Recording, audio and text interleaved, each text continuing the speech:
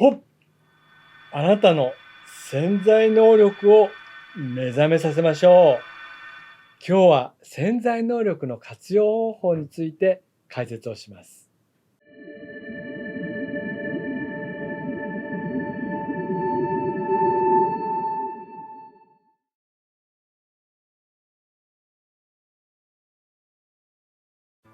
こんにちは。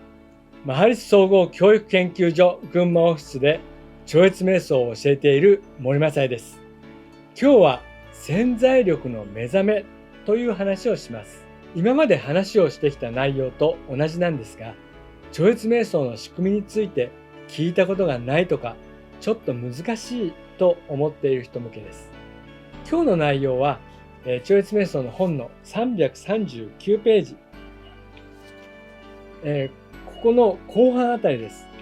電子書籍版では第4部成就の第3章、心理学の成就の後ろの方です。心理学の成就については過去の動画で取り上げています。超越瞑想自体は心を扱うのですが、実際には体調が良くなったり、人間関係が良くなったりという経験があったりします。その心についてですが、今日はあなたの潜在能力を目覚めさせましょうというお話です。潜在能力という言葉は聞いたことがありますか？潜在意識という言葉もありますね。潜在意識というのは普段は気がつかないけれど、意識としては存在している部分だったり、心の奥底とか、あるいはまだ眠っていて活用されていない脳の領域という表現もあります。潜在意識というのは、そういう普段は意識していないような部分のことで、そこにある力のことを潜在能力と言っています。潜在能力っていうのは、一般の方はまだ活用されていないという感じで、ビジネスなどでの成功者は潜在能力を活用しているというように言われることが多いと思います。自己啓発本と言われる、どうしたらうまくいくかみたいなことへのヒントとして書かれた本もたくさん出版されています。マーフィーの眠りながら成功するという本もありました。ナポレオンヒルの本もそうですし、中村天風や稲森会長も潜在意識を活用する潜在能力の話をされています。他にもたくさんの人が潜在能力についての話をしています。潜在意識についてだけの話ですと、そういうものが存在していますよで終わるのですが、潜在能力の話になると、うまく活用しましょうという話になります。潜在意識に向かって何かアプローチをすることで、その能力を活用しましょうということですね。例えば、私は成功すると声に出して言うことで、それが潜在意識に入っていって、その結果として成功するというような感じでしょうか。似たようなことで言霊というものもあります。これは自分の言ったことが自分や周囲に影響を与えるということで、他人の悪口を言わないとか、言ったことが実現するという説があって、これは潜在意識に語りかけることと似ています。それとですね、例えば誰かをバカにしたり悪口を言った時に、潜在意識はそれが誰のことかの判別ができないので、自分自身がそういう人間だと認識して、結果的には自分がそういう人間になってしまうという話もありますね。そんな感じでテクニックとして、私はお金持ちだと毎日鏡に向かって声を出すという方法もあります。いわゆるポジティブシンキングもそれらの仲間だと思います。超越瞑想についてはそのようなことをするとかした方がいいとか、そういうことはないんですけれども、なるべく悪いことを考えないようにしよう、いいことを考えよう、いい人でいよう、成功することを信じようとか、そういうふうに考えるのはいいんじゃないかと思います。で、それはそういうことを行うと考えると結構ワクワクしてきますよね。未来に希望が持てます。話も面白いですし、私は好きです。超越瞑想との関連性で言えばまたちょっと違ってきます。もしあなたの中に不安やストレスがないとするとどうなりますか？将来の生活、お金の心配が消えて、成功しなければという気持ちも消えて、失敗や恐れよりも今なんとなく幸せで、これが続くと思った時にわざわざポジティブシンキングをしようと力むことはなくなると思いませんか？これらは山に山という動画も参考になるかもしれません。さて、その上で潜在能力の目覚めについての話をします。この本では潜在意識という領域はあると言っています。またそこを開発することでより良い人生を楽しむことができるとも言っています。無理をしてポジティブシンキングになる必要はなく、超越瞑想によってあなたの能力が開発されて自然にハッピーな生活になるということです。それでは説明のために絵を、用意しますね。はい、用意しました。これは心の図です。心って不思議ですよね。目に見えないし、どこにあるのかよくわからないけれど、確かにあります。この絵は心の絵だと思っていただけますか？心の中に想念と言われる考えがありますね。あなたは今何か考えていますよね。おお、絵が上手だなとか、素敵な動画だなとか、そういうことでしょうかね。違う？なんで黒じゃなくて青ペンなんだってふうに思ってますかね。ということで、これは心です。心の中に、想念があります。心っていうのを、ただのなんていうか一つの物質、一つのものっていうんじゃなくて、心をこう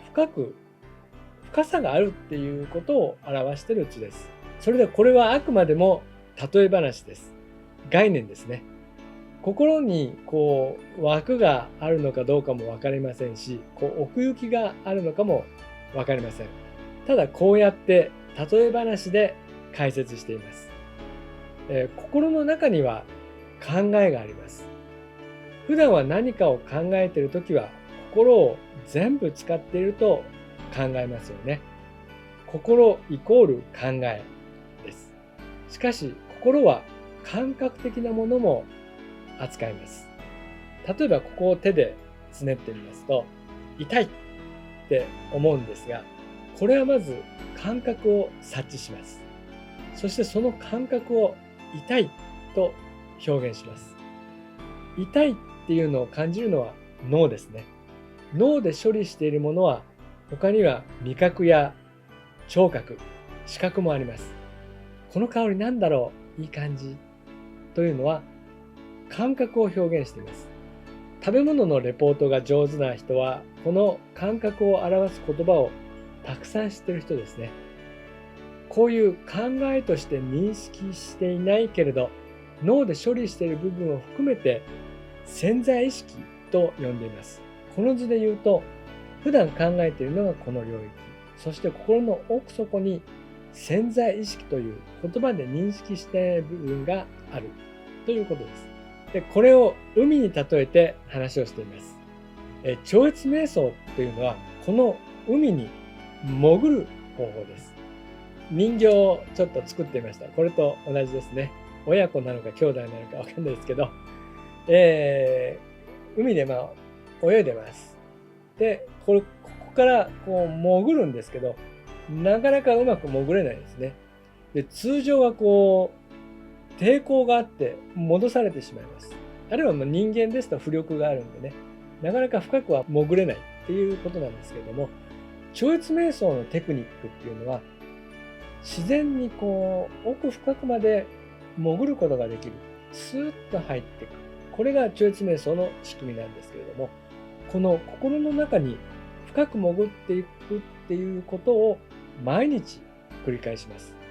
潜っては出てっていうことを毎日瞑想するんですね。で、この毎日毎日いわば潜る練習をしているようです。で、こういくつもの層があるんですけども、層っていうのは例えば海だったら上の方は暖かいでだんだんこう冷たくなっていくとか、そういうことがあると思います。あるいは圧力も下に行くにつれて水圧が増していきますね。でこういういくつもの層を越えていってやがて一番深いところにたどり着きます。そしてこれをこう繰り返すうちにだんだん潜るのが上手になってきて、でこの下の方でも長くいられるようになるんですね。でこの、実際は心の一番奥底を超えたところ、ここにある存在とか純粋意識、超越意識っていうものに、を直接体験するっていうのが超越瞑想なんですけれども、今回は分かりやすく一番深いところまでの話をします。でこうして毎日潜って出てっていうのを繰り返すうちに一番深いところでこう楽にとどまることができるようになってきます。そうするとどうなるでしょう。ここまで潜れるっていうことはこれよりも浅いところでは気楽に、過ごすことができますよね。今までは潜在意識としてよくわからなかった場所も自由に活動できるようになります。そうするとこの心の全部の範囲を自分のものにしたという感じになります。心が意識の深い層に慣れてくると、精妙と言われる深い層の部分や粗大と言われる表面のレベルでも活動することができます。そうするとあなたの周りのあらゆる環境に対しても深いレベルから影響を与えることができるようになります。そういう仕組みです。それによってあなたの望み通りの